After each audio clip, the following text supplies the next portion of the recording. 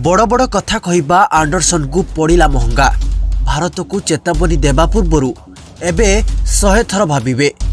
हाँ दर्शक बंधु, द्वितीय टेस्टर तृतीय दिन खेल शेष पर भारत को परोक्ष भावे चेतावनी देवा इंग्लैंडर तारका बोलर जेम्स आंडरसन को भारी पड़ी। एबे ताकू निजर बयान पाई ट्रोलर शिकार होगाकू पड़ी। 41 वर्षीय यह द्रुत बोलर भारत द्वारा धार्य 369 रन विजय लक्ष्य विषय कहते जे तांको दल 60-70 ओभर रे यह लक्ष्य बहुत सहजरे चेज करनेब। तेबे इंग्लैंड तो विजय लक्ष्य पीछा कर पारा नहीं, किंतु भारत आंडरसन को कथा को निश्चय रखी। भारत चतुर्थ इनिंग्स इंग्लैंड पूरा दल को मात्र 69.2 ओभर रे ऑल आउट करिछि और 106 रन रे मुकाबला को जीति सीरीज को 1-1 बराबर करिछि। एसहित जेम्स आंडरसन यह कहते जे यदि 600 रन विजय लक्ष्य मिले तेबे आम दल ताहा हासिल करिपरिबो।